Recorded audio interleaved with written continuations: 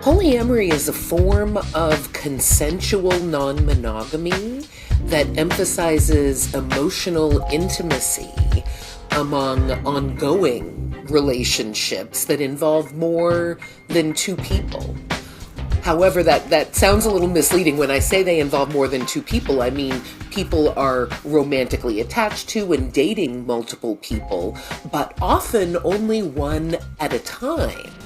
So they're kind of coupling up, but coupling with multiple other people. There are a few people who have more group-oriented relationships, but for the most part, they're one-on-one.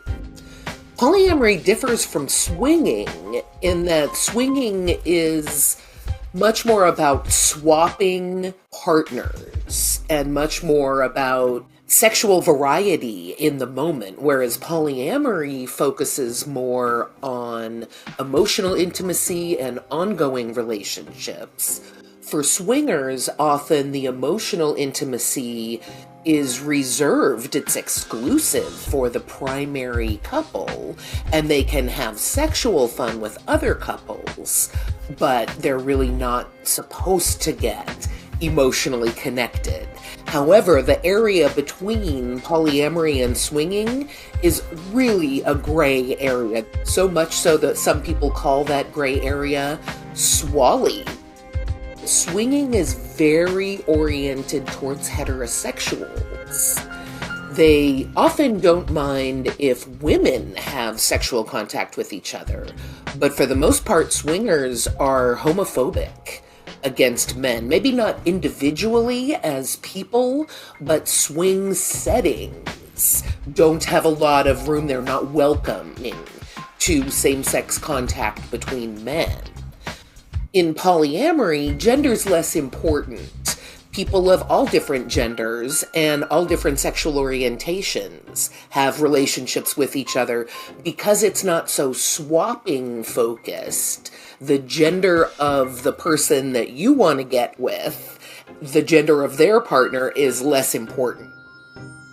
I would say polyamory has become increasingly popular over the years I've been studying it. I started in 1996 thinking it was pretty fringe, and it's become far more mainstream than I had ever anticipated, and I think in part that's because monogamy, we have such high expectations of our romantic monogamous relationships right now, like really unrealistically high expectations of monogamy, and people are finding it really disappointing, that it's not this happily ever after that all the fairy tales said it would be, that it's very difficult for one person to fulfill all of your needs romantically and socially, financially, as a co-parent, as a best friend, as a co-conspirator and getting in fun trouble. It's very difficult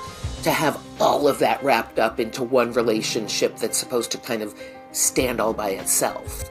For some people, monogamy works fantastic.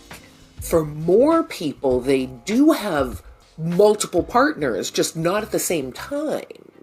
Serial monogamy, or having one partner and then breaking up and another partner and breaking up, that's the primary way people do monogamy now. So we're really not having a single partner across our lifespan very much at all anymore. It's very rare that people do that. And I think it was kind of a natural outgrowth of expecting way too much from monogamy and then being really disappointed with it. That kind of set the stage. And then social media and the rise of internet communications really brought it onto everybody's telephone. Polyamory has a number of benefits for the people who practice it, especially for the people who practice it well. At the beginning, the benefits include excitement and a feeling that the polyamorous folks call NRE, or new relationship energy, when you're just so excited about meeting someone new and it's all bubbly. Some people call that limerence or falling in love. that can be really wonderful for a lot of people. Love that feeling.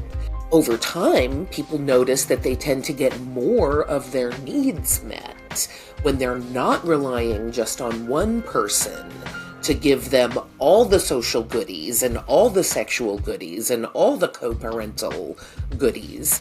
They can get more of their needs met because they're kind of distributing them across multiple people.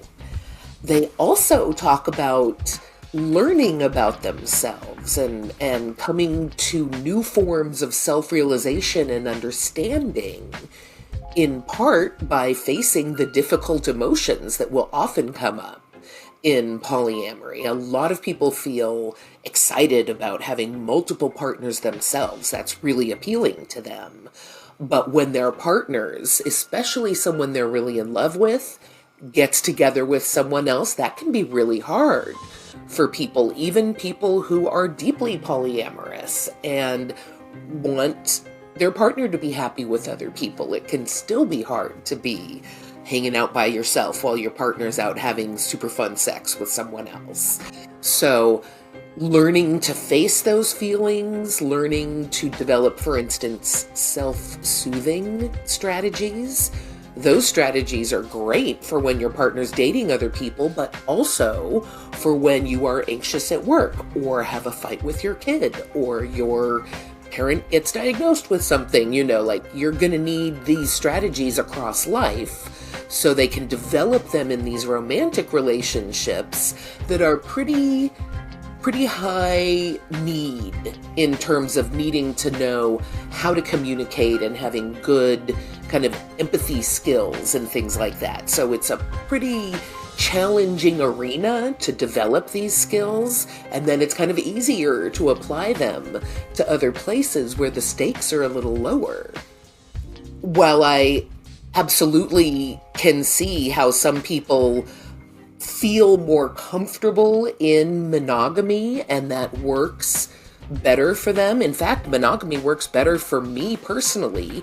It doesn't mean that people who don't practice monogamy are malfunctioning. We as a society have come to understand, and especially that's where my research has been key for me developing this understanding of relationship diversity as a crucial component to relationship satisfaction. Relationships are not a one-size-fits-all thing, and what works for one person, that's fantastic if that works for them. It doesn't mean they should judge other people who find relationship satisfaction in different kinds of relationships. Around relationship diversity, the most important thing is consent. Ongoing, well-crafted, well-thought-out, carefully negotiated consent. If everyone is consenting and has the power to say no, that's very important, because you can't really consent. If you've got to say yes, then that's not truly a yes if you can't say no.